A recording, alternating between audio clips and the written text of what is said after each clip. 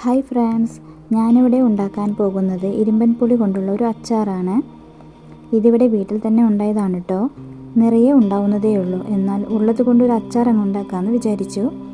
ആദ്യം തന്നെ ഞാനിത് നന്നായി കഴുകിയെടുത്തിട്ടുണ്ട്. ഇനി ഇതിനെ കനം കുറച്ച് വട്ടത്തിൽ അരിഞ്ഞെടുക്കാം.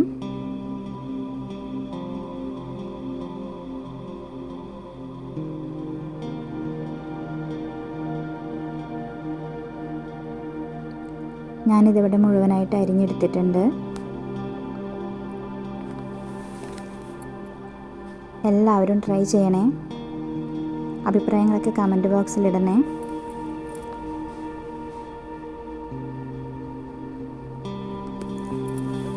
ഇനി ഒരു ചട്ടി അടുപ്പത്ത് വെച്ച് ചട്ടി ചൂടായി വരുമ്പോൾ അതിലേക്ക് എണ്ണ ചേർക്കുക. എണ്ണ നന്നായി ചൂടായി വരുമ്പോൾ അതിലേക്ക് നമുക്ക് കടുക് ചേർക്കാം.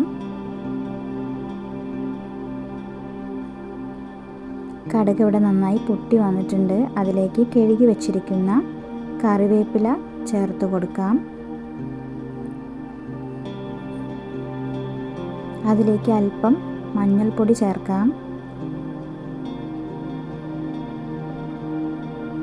ശേഷം 1 ഗ്ലാസ് 1.5 ഗ്ലാസ് വെള്ളത്തോളം നമുക്കതിലേക്ക് ഒഴിച്ചു കൊടുക്കാം. നന്നായി കുറുകി വരണത്. നന്നായി തിളച്ച് വരുന്ന സമയത്ത് നമുക്കതിലേക്ക് ആവശ്യത്തിന് ഉപ്പ് ചേർക്കാവുന്നതാണ്. ഇനി ഇതിനൊന്ന് അടച്ച് വെച്ച് വറ്റിച്ചെടുക്കാം. അതിവിടെ വറ്റി വന്നിട്ടുണ്ട്. ചെറു ചൂടുള്ള സമയത്ത് അതിലേക്ക് അച്ചാർ പൊടി ചേർത്ത് കൊടുക്കാം.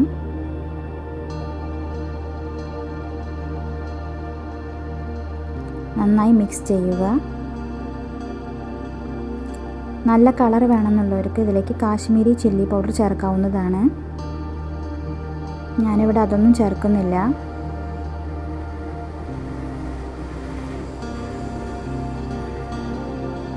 നന്നായി കുറുകി വന്നിട്ടുണ്ട്. ഇതിലേക്ക് അല്പം കായം പൊടി ചേർത്ത് കൊടുക്കാം. എന്നിട്ട് നന്നായി മിക്സ് ചെയ്യുക. ഇതിലേക്ക് നമ്മൾ നേരത്തെ അരിഞ്ഞു വെച്ചിരിക്കുന്ന ഇരുമ്പൻ പുളി ചേർത്ത് കൊടുക്കാം.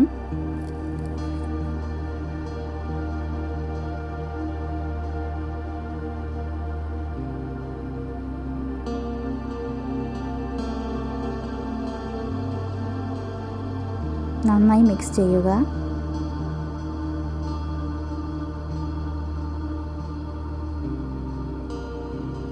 ഇത് വളരെ ടേസ്റ്റിയാണ്. എല്ലാവരും ഉണ്ടാക്കി നോക്കണം.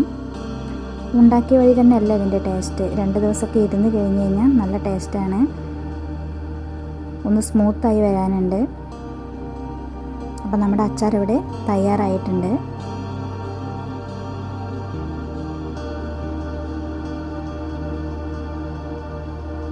അപ്പോൾ ഇതാണ് നമ്മുടെ ഇരുമ്പൻ പുളി അച്ചാർ. ഇത് കുറച്ചല്ലേ ഉള്ളൂ, അതുകൊണ്ട് ഞാൻ ഇതിലേക്ക് വിനാഗിരി ഒന്നും ചേർക്കുന്നില്ല. കുറച്ചധികം ദിവസം ഇരിക്കണം എന്നുള്ളവർക്ക്, കൂടുതൽ ഉണ്ടാക്കുന്നവർക്ക് അതിലേക്ക് അല്പം വിനാഗിരി ചേർത്ത് കൊടുക്കാവുന്നതാണ്. നല്ല ടേസ്റ്റാണ്. അങ്ങനെ എല്ലാവരും ഉണ്ടാക്കി നോക്കണം. ഇഷ്ടപ്പെട്ട like, comment, subscribe. Thank you.